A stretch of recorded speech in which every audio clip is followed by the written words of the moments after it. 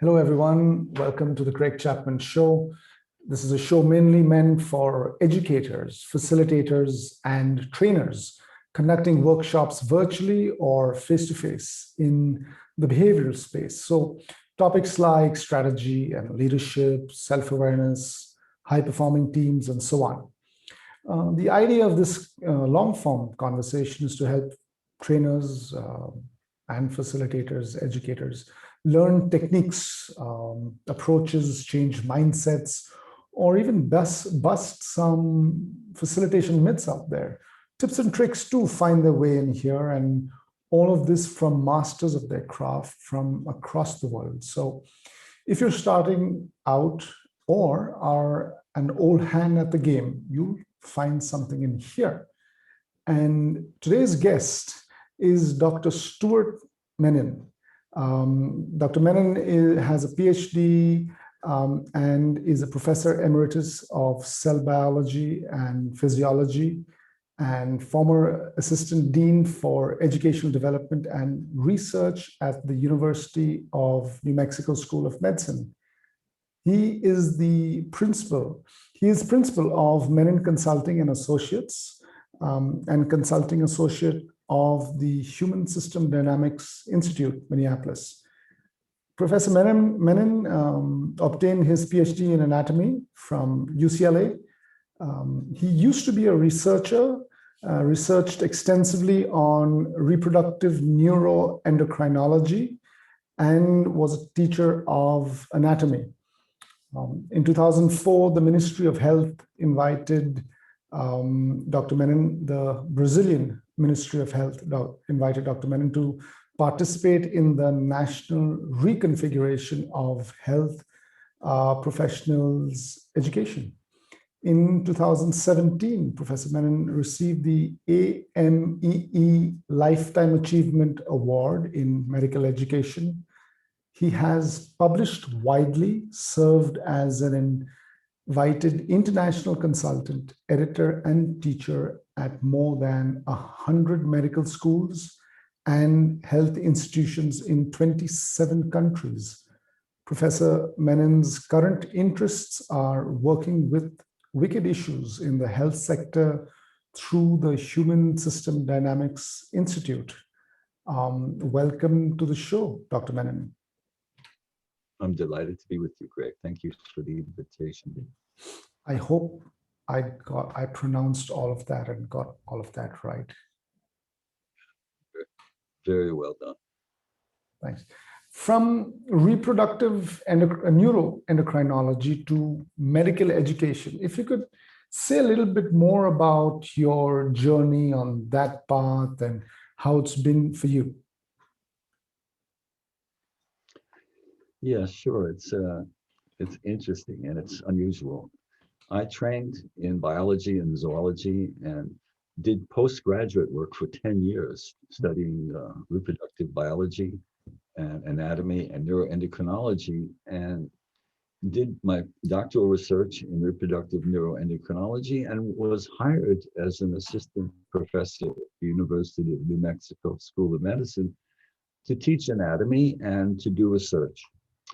And I went there in 1977 and I set up a laboratory. I obtained a grant from the National Science Foundation, did all the right things, began to publish my work and do research and teach. And by chance, I met a couple of people who were involved in developing an innovative program in medical education. And it was a chance meeting, and I got involved with these two gentlemen, Scott Obenchain and Arthur Kaufman, who had an exploratory grant from the Kellogg Foundation to develop an innovative approach to medical education that was community-oriented and problem-based. And at the time, this was completely innovative. Nobody was doing this combination of work. There was something like it at Michigan State University and something like it at McMaster University, but the combination of the two was not there. And so I joined these two gentlemen. They came to me and asked me to help them do something, and I did. I was a new professor and I wanted to meet people, and I got interested in what they were doing. it fascinated me because I was interested in change. I was interested in reproduction is about change, neuroendocrinology is about change. And here we were talking about change in medical education. So while it was vastly different in specificity, it was generally similar in that we were looking at how things change. How to change a medical education program, how do students learn differently, how do teachers teach differently. And I got interested in it. And the more I learned about it, the more interested I became until I became so interested in it that I decided I wanted to change my research from laboratory work with animals to human research in medical education. And over a period of, I would say, from 1978 to 1981, I gradually made up my mind to change my career. And at that time, changing your career while engaged as a basic scientist in a medical school was death. You would lose your job because I was in a tenure track. Tenure is a process by which researchers in a medical school establish their bona fides, their value, their worth. They show that they can publish, they show they can get outside funding for their research, they show that they're capable of making an impact in their research. So here I was on a track to do that, and I decided I didn't want to do that research anymore. That's what I was hired for. I was expected to teach, but I was hired to do research and bring money and recognition to the school. And I decided I didn't want to do that anymore. And I made a devil's bargain with my chairman of my department. Mhm. I said that I wanted to change my career. He said, no, no, no, no, don't do that. We need the grant money you have. We need the publications. I said, well, what if I got grant money and did publications and research in another field? I would still be bringing money in, and I would still be publishing and contributing to knowledge, but it would be in medical education instead of neuroendocrinology. Well, he said, if you can do that, we'll see. Mhm. So I wrote a grant to the Department of Education in the United States government and got funded and started doing research in the development of an organization of curricular tracks in medical education. I started publishing, and I closed my laboratory. And with my colleagues, Scott Obenshane, Arthur Kaufman, and Robert Waterman, and myself, the four of us managed to obtain huge amounts of money over a period of 20 years, lots of publications, and lots of international recognition for the School of Medicine. So they couldn't get rid of us because we were productive.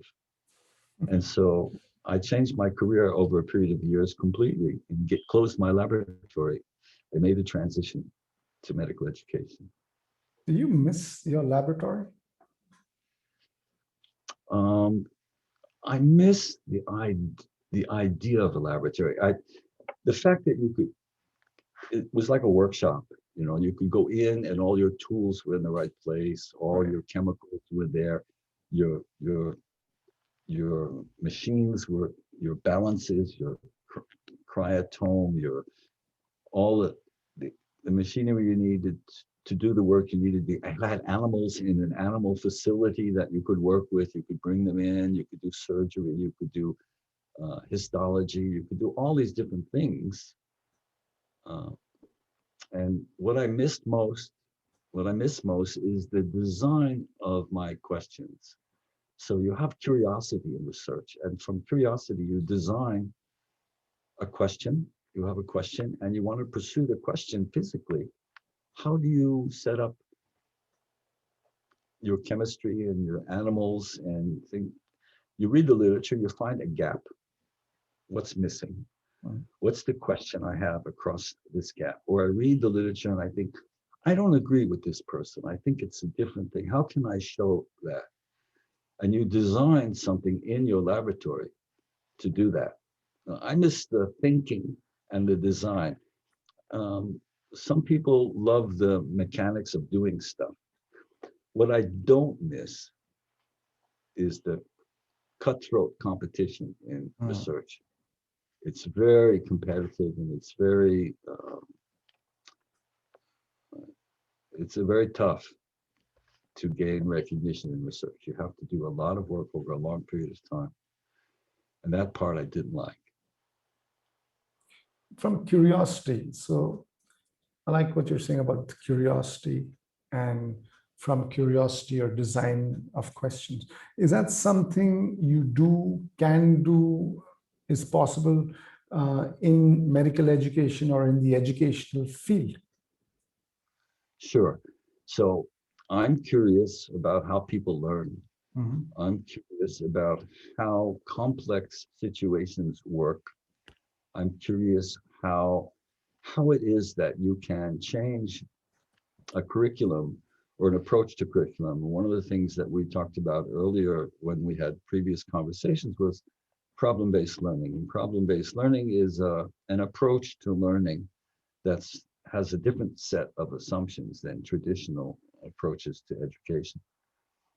And I'm curious how that works, and how is it that people learn through experience, and how is it that you can design, like a laboratory, you can design an educational experience such that the students and the participants learn in an interesting, innovative, and productive way.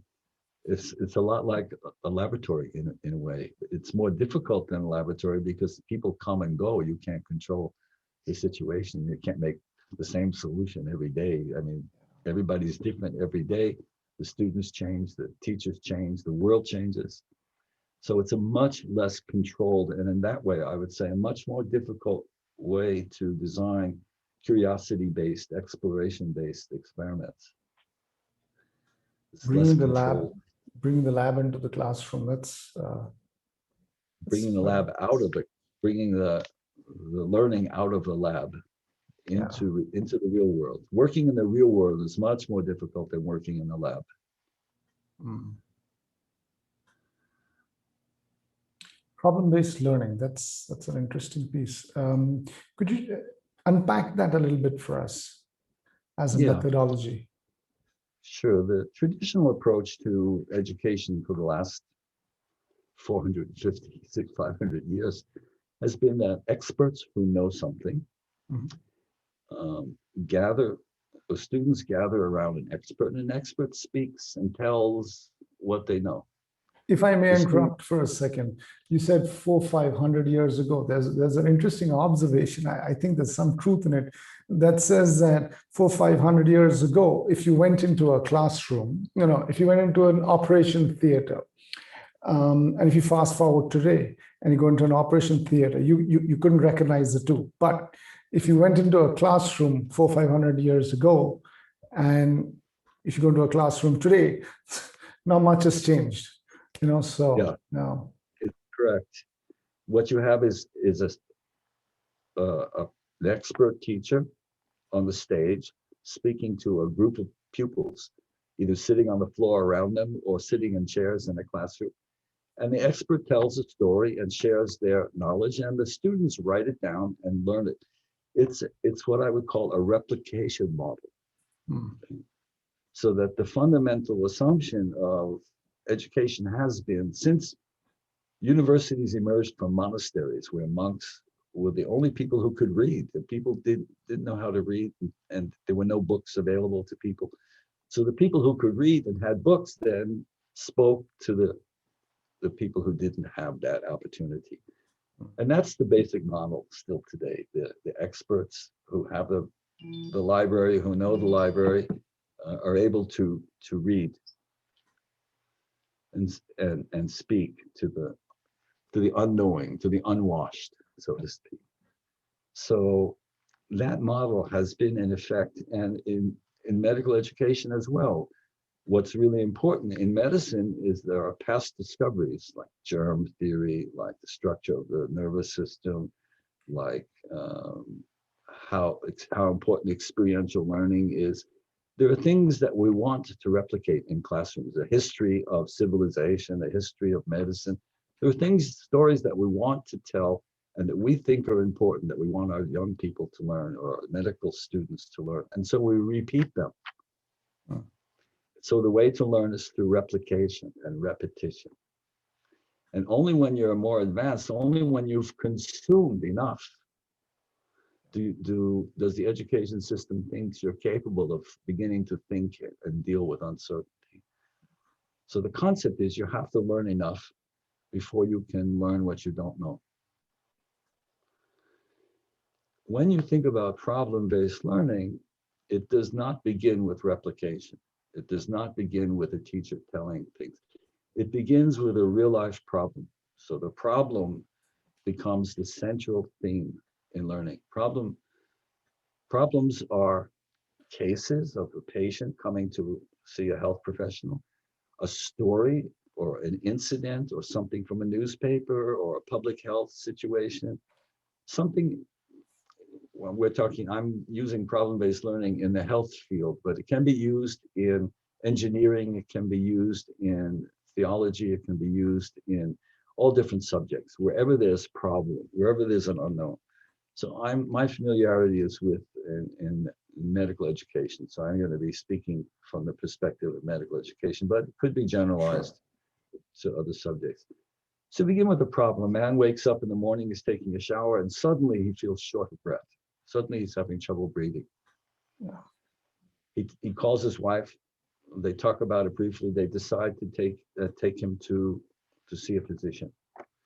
He comes to the physician. He's having trouble breathing, and you are in the office with the physician, and you observe this man is anxious because he's having trouble breathing, and that's the beginning. That's the problem: anxiety and having trouble breathing. And so you begin in this place. In traditional learning, the teacher would then launch into a discussion of respiration and anxiety and how they're related. Mhm. But in problem-based learning, you have instead of a large lecture hall filled with people, you have a small group of 5 to 7 people, students, and a facilitator. I know you're interested in facilitation. And so you have a facilitator with this group, a faculty member or a senior person. And the job of the facilitator is not to tell, not to replicate, but to facilitate learning, facilitate exploration and discovery, and to facilitate the students to arrive at the edge of their understanding. So the goal of problem-based learning is to find the edge of your understanding, and at that place, to formulate a question, the answer or the approach to which would extend your learning, would expand your understanding, and enable you to take action in the case. So problem-based learning uses a problem which is knowable but unknown, and it has some unknowable parts to it as well, so that students enter into a problem through exploration and inquiry rather than listening to repetition from a professor. So the facilitator will ask the students, what do you think is going on? And the students will explore their knowledge, what they understand. Well, she shortens of breath. It could be a heart problem. Yeah, well, how does a heart problem lead to shortness of breath, the facilitator might say. So it's a question and inquiry process. The facilitator can only do 2 things, can make an observation of what's going on. I observe that X, Y, Z is happening. Or I'm curious, what do you think, blah, blah, blah, and they ask a question.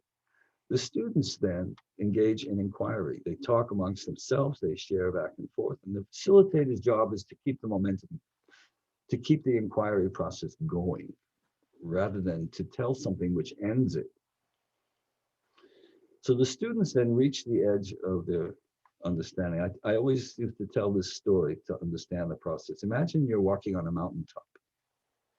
You're a student or a group of students who are walking on top of a mountain, and everything under your feet is the knowledge of the world that you have. You understand the world, it works in a certain way. Your experience teaches you to understand reality in a particular way. You're walking along, understanding reality, and suddenly a cloud comes along.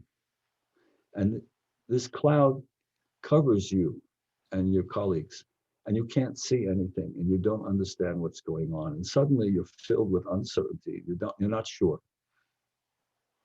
And so what happens is the students and the facilitator work to back up to just where their noses touch the edge of the cloud. They don't go in, but their noses touch the first part of the cloud. And at the junction, at the nexus of understanding and uncertainty at the edge of the cloud, the facilitator says, what questions do you have that would help us move this cloud further away, will help us clarify this cloud? So the students in problem-based learning work through a process of facilitation and exploration to reach the edge of the understanding at the edge of the cloud, and to ask a question or a series of questions, the understanding of which and the pursuit of which would help them clarify the situation further. When they achieve that, they stop working together. They go off to the library or to the internet, and they explore their questions. They seek to understand the questions they themselves have generated, not the teacher. So the students generate questions of their own understanding, rather than a teacher saying, here's what I want you to do tomorrow. Here's your assignment. The assignment is generated by the students based on their understanding and at the edge of their understanding. They go away for a day or two and they study. They may have 5 or 10 different questions they're exploring. They come back together again, and the discussion then is, what have you learned? How can we apply it? Where were we when these questions were born? Where were we when these questions occurred? How did they occur? And what do we understand now? And how has our understanding changed? And what do we understand now? The students then share all of that, and they may disagree. Well, someone may say, well, I read this book and it said, la, la, la, la. Well, another student will say, well, I read a journal and it said something different. And so the students will then debate and argue about differences of what they read, because there are differences in the literature, instead of one professor giving one way. So they will discuss and debate, and more questions will come up, and they'll have new questions. And so the problem is problem-based learning. So the learning occurs in the context of exploration of problems. And this is a different approach to learning than having an expert stand on the stage and talk to students about what they already know. Yeah. Problem-based learning is a fundamental difference in education. And we began problem-based learning. We learned it from McMaster University. It was also going on at Maastricht in the Netherlands. And we learned it from McMaster University, and we applied it in an experimental curriculum track. We took, the University of New Mexico had 73 students in a medical class, entering class. And 20 of those students entered an experimental medical education program, and 53 stayed in the traditional approach. And we had parallel curriculum tracks over a period of 15 years, in which 20 students explored learning only through problem-based and community-oriented learning. The community was a very important part. It's another story. And the other 53 students pursued traditional teacher expert-based learning. And we had parallel curriculum tracks, and that was my laboratory. I was just going to say that was your laboratory. Yes. Yeah. And so as I see this, a couple of things are happening. So, the first piece that's standing out for me is consumption versus inquiry. I think that's such a powerful way of looking at it. And it says so much about our educational system. The other piece, as you were using the metaphor of the cloud and having the nose at the edge of the cloud. If I take a step back, and where is the nose coming from, what it says to me, which may be different from consumption-based learning, is that you're taking the learner from the known and gradually exploring the unknown. Yes. So that's something which is standing out for me. I wanted to ask you. Wait, you can imagine how interesting learning can be. Yeah. In that kind of, you're exploring your own curiosity all the time. So what you're actually doing is teaching students to be exploratory learners. And what they realize is that learning is a pleasure, learning is fun, learning is something they can do, as opposed to being a consumer. And the idea is to fill up your shopping cart as Yeah. fast as possible and go on to the next market. And I'm seeing here a nice virtuous cycle being set up. So you're using curiosity, and by using curiosity, you're, you know, exploring something, getting to learn something, which in turn reinforces that, hey, curiosity is a good thing. You know, right since, you know, we were small kids back in school, for a lot of us, that was beaten out of us, you know, and Yes. now that's kind of getting, hey, curiosity is good. So you go back to being curiosity. From there, you go back to learning. So it's a nice, it's a nice virtuous cycle that's being set up. And the question that's coming to my mind is that problem-based learning. So when the outcome, if at all, of course, there would be an outcome of a session. Would there be one right outcome? Could there be multiple rights? How does that work? Both. Okay. So that question was asked in an experimental way. So the experimental question was, the teachers write the cases or pick the problems, at least in the beginning. Mhm. And they may pick a case or a problem in which they hope that the students will go in a particular direction and explore a particular subject. So let's take our story of a young man who is short of breath in the shower and goes to seek health professions help Mhm. about his problem. It's clear that there's respiration and there's anxiety and all that goes with that. So there may be objectives to, in the very beginning of medical school, the objective in a story like that could be, well, how does respiration work? How is it controlled? And what could happen that might result in this young man's breathing fast? Mhm. Okay.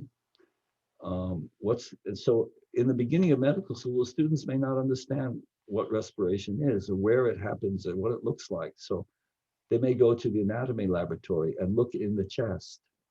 They may go to the physiology laboratory and listen to the lung sounds.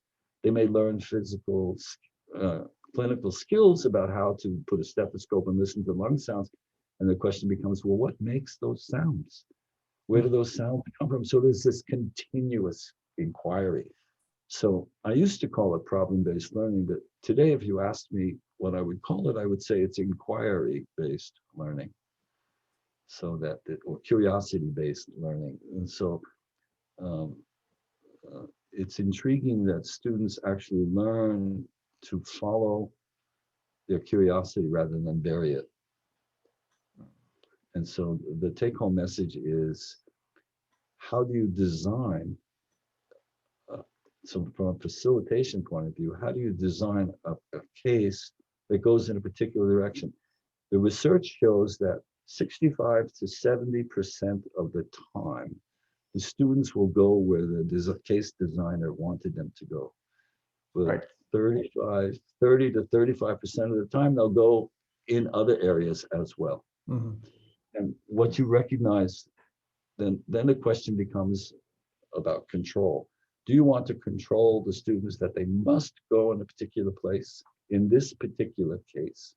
Or will you say they're going to be, this is like 2 days out of 4 or 6 years of medical education. They're going to see shortness of breath again and again and again for years and maybe a whole lifetime. Shortness of breath is a fundamental issue. It happens in metabolic problems, it happens in neurological problems, it happens in cardiac problems, it happens in psychiatric problems, it happens in respiratory problems. There's all kinds of reasons for shortness of breath, and the students need to explore the entry point into that cloud. And so even if they don't get 30% of what was intended, they're going to see it again and again and again, and there are other chances for them to learn other things. So you have to have faith that these students are going to be learners rather than to not. So the traditional systems, we don't trust the students. We have to tell them everything that we want them to know because we don't think they're going to learn it unless we tell them. Hmm. Whereas in problem-based learning and inquiry-based learning, we trust the students that in the future, when they encounter a respiratory-based problem, they will inquire about it and they will pursue it, and they know how to learn based on inquiry. And we trust them to learn. That's a fundamental different approach to how you interact with students. I trust my students to learn. I don't trust them, and I have to tell them. Hmm. So how do you make professional health professionals? Do you make them without trust? Do you make them with trust? So telling in a way is an indicator of trust levels. So telling is indirectly proportionate to trust levels in a way. Yeah, and Well, facilitating inquiry hmm, is a relationship between people. Telling is a different kind of relationship. It's a power-based relationship. right. Now you also mentioned in your the short profile that you tell me, uh, your complete profile runs into about 26 pages. So in the short profile that I read, you've also said that of late you've been dealing with wicked problems. Um, and so I want to take this problem-based learning and see if you can also talk to it in context of wicked problems, but wicked problems which have more to do with people in terms of how people interact with each other, in terms of how decisions are made, um, conflict, maybe, so whichever place you'd like to go. So if you could just speak to that a little bit. Right. So a wicked problem, the idea of wicked problems was coined and terminology was developed in 1973 by two sociologists, two psychology sociologists, folks named Whittle and Reber. And what they, Little and Reber. what they, yeah, I'm not sure, Whittle and Weber, I'm not sure of the spelling. I can get it to you. 1973, Mhm. Rittel, and I'm not sure of the second spelling. I think it's Weber. Mhm. Uh, they they observed that some problems didn't have solutions, that there were problems that didn't go away. Mhm. There were problems that were too big to hold on to all at once. For example, an example, there were problems that were so complicated, they were complex in that there were patterns they could observe, but they couldn't control them. They couldn't predict them. That whoever observed the problem thought of it in whatever way they thought of it, that they didn't necessarily, different people didn't necessarily see the same problem the same way, that the observer brought an interpretation to the problem. Whereas if I showed you a broken wire, Mhm. everybody would say, oh, the wire is broken. But if I showed you a dysfunctional group of people interacting, everybody would have a different reason. Oh, they don't communicate well. No, it's not communication. It's that they don't speak clearly. Well, it's not that they don't speak clearly. It's that they're not listening, or it's that they have different backgrounds, and so they interpret it. There's multiple explanations depending upon the observer and the user, and that the problems don't stay constant. The problems are moving. They're not fixed as fixed mechanical parts. The problems reside in human society and human behavior. An example would be a health system or a health clinic is not the same from day to day. You can go in and there's different patients coming in, there's different people working there are different resources change over time. The season changes, there's more respiratory uh, illness for children in the wintertime than there is in the summertime. Things are just moving all the time. So the nature of the problems are not simple. They're complex, and they were called wicked at that time in 1973.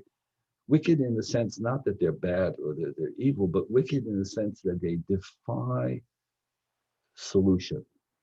They defy. There's no. You can't say, okay, here's the solution to this clinic. You just do this, and everything will be okay. Hmm.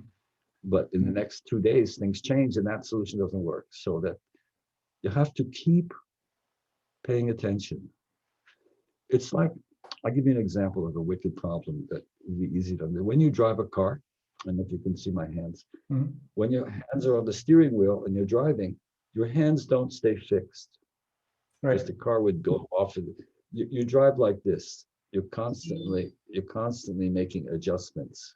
Yeah. That's a wicked problem. You constantly have to adapt to the road, to the other drivers, to the weather conditions. Great If you want analogy. to Right. turn, you have to turn in a way that's safe for other drivers. You have to follow the signals. It's not the same. If I went the same way the next day, I would encounter different traffic conditions. I would have different weather. I would be different. My car might be different.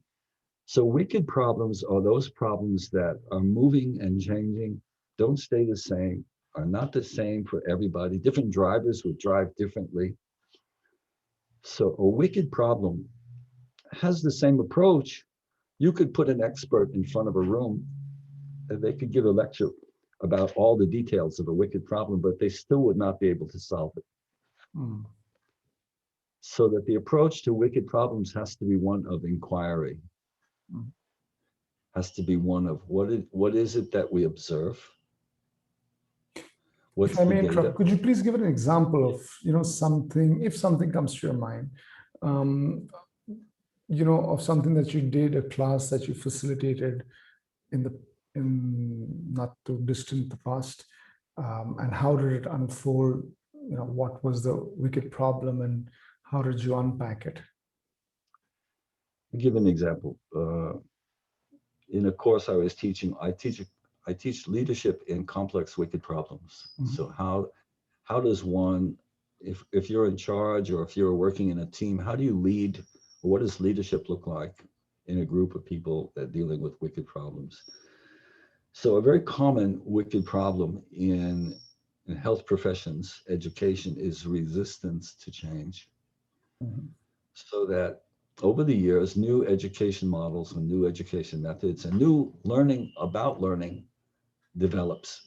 But the teachers, the faculty of a medical school, they are doing four things at the same time. They're teaching, they're doing research on some biomedical or clinical problem, they're seeing patients and treating patients, and they have to administer the organization of the medical school. It takes administration to keep things running. So they're doing all of those four things at the same time. And many of the faculty will do one at a time, and they will think that these things are in competition with each other. If I'm teaching, then I can't see patients. If I'm seeing patients, then I can't do research. And so they see any change in one of these as making the other ones more difficult. They don't see them as being interdependent, that one feeds the other. Mhm. And that when you're seeing a patient, you're also thinking about research questions and you're thinking about teaching and you're thinking about how things are working. They see them as separate. They reduce them. It's the same reductionist approach as expertise. Right. So I was working with a person who was in charge of uh, several hundred residents, postgraduates, okay?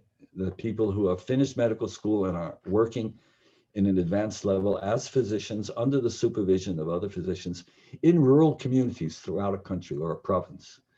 So let's say there were 3,000 of these people working with 700 preceptors, different physicians, spread out across an entire state of a country.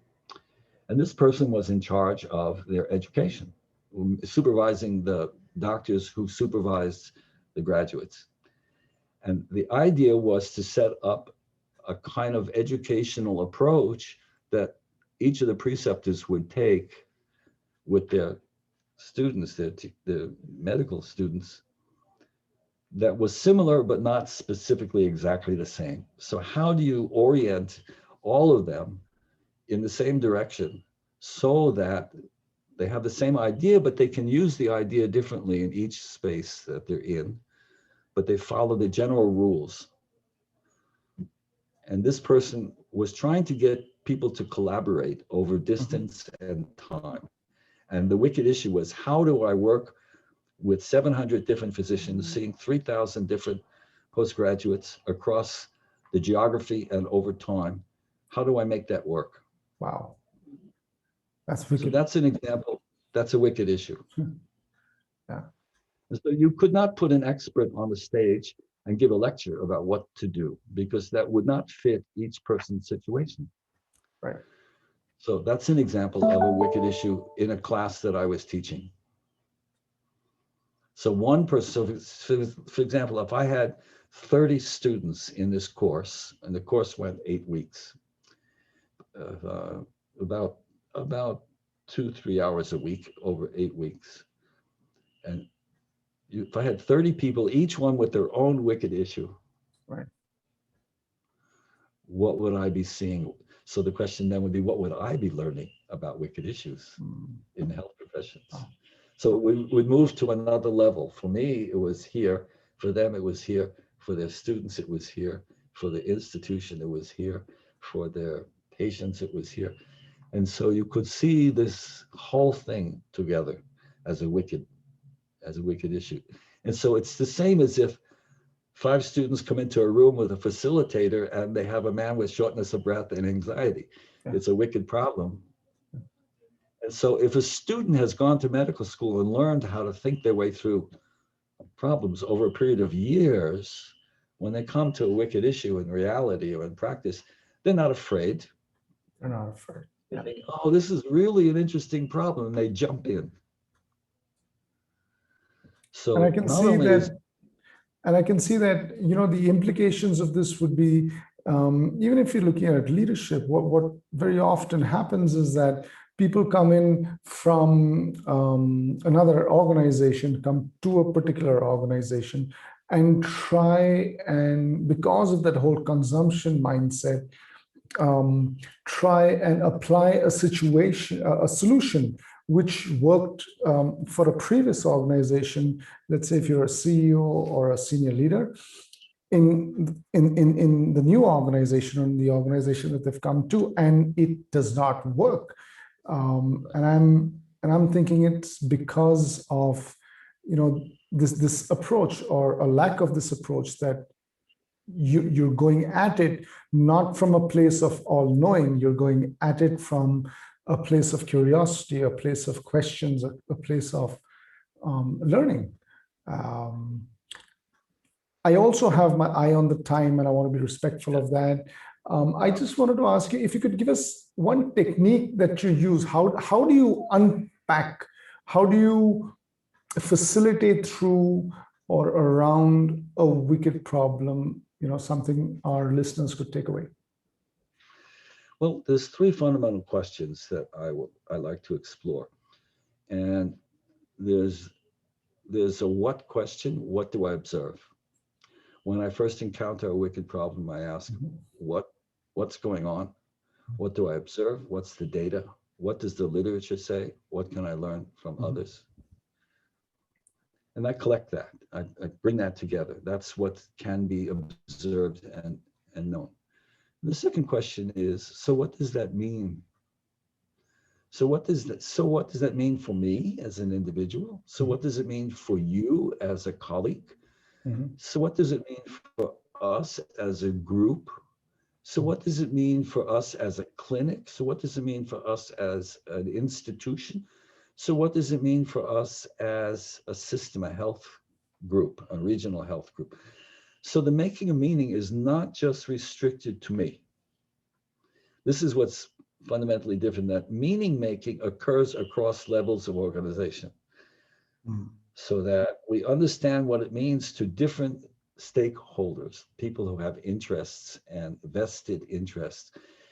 They're looking at the same problem, but as in a wicked issue, they're making different meaning. So when we explore what's the same and what's different about how people make meaning, we come to a greater understanding of the pattern of meaning that's being made across this issue. So just like you're able to pick out somebody in a crowd, we were speaking earlier in the interview, you see somebody in a crowd, you think you recognize them. When you look at a pattern of how people are approaching a similar problem, how people see it differently, you notice a pattern Mm. and you begin to observe. You think, oh, and it's different. And then the final question is, based on the meaning that I make, that we make, and that the pattern of meaning that I observe, what action can I take that's reasonable, that's within my reach? I can actually reach out and touch and take that action instead of think one day somebody will do something so far away. It's so far away, it's never going to happen. What is the actual thing that I can do, even if it just involves myself, a change in myself, or a change in some local thing? And take that action, actually take an action, because learning involves action of some kind. And from that action, what can I learn again? And enter the cycle again. What now looks different? So what does it mean to me now? And what action can I take next? And this is called adaptive action. And I think that in your interview with Glenda Oyoung, she talked about adaptive action. And it's a fundamental approach to learning and inquiry. Right. And it's So iterative. And what really strikes me is you're not saying take that perfect action. You're saying there is data. How am I looking at this data at the different dimensions, at the different levels, for different stakeholders in the different spaces? And then I'm taking action. It's quite possible that that may not be the perfect action, but then it's iterative and we get back. So what happened yeah. next? And what's important is that it's not the perfect action. It will not be the perfect action. It will be an action that will lead to another eventual action that will lead to another. And by being iterative, that is cycling through it, that's how you manage wicked issues. So that there's actually no solution, there's an approach. There's an approach. So the secret to managing wicked issues is to stay going, keep going, Mm. to stay engaged, instead of to come in once, look for a single solution and go out. Yeah. That doesn't work with wicked issues. Right.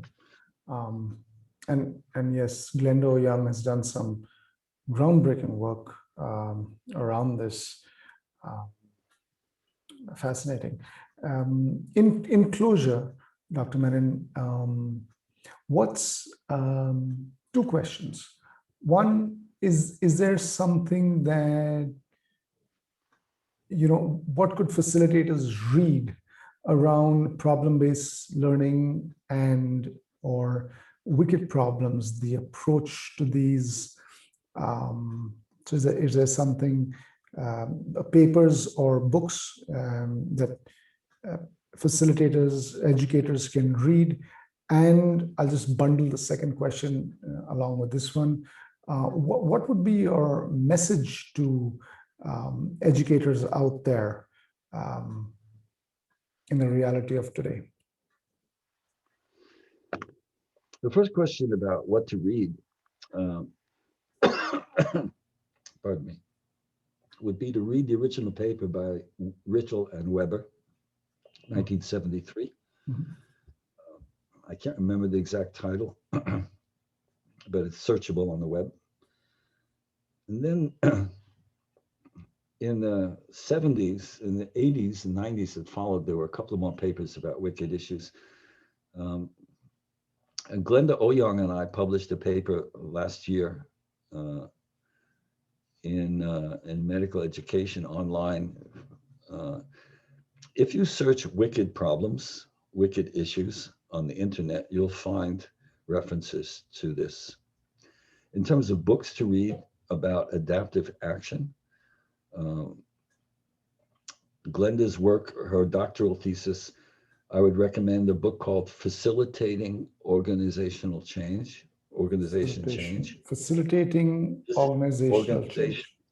Organization Change Organization by change. Olson, Olson, Olson and Oyoung. Mm. Uh, and then there's Adaptive Action by Oyoung and Holiday.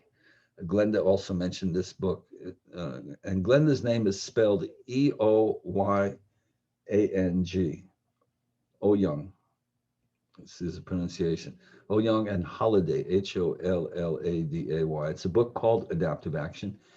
And it speaks directly to the facilitating and skills needed for wicked problems. There's lots of stuff, but that's the entry point, I would say. Sure. In terms of pursuing a message to educators, I think to understand when replication is useful, when it's important to learn about the history of the Roman Empire, and when it's important to learn about the lessons of leadership that emerge from studying the Roman Empire that are practical today. So one is the replication work that's necessary, but there's a limit to that.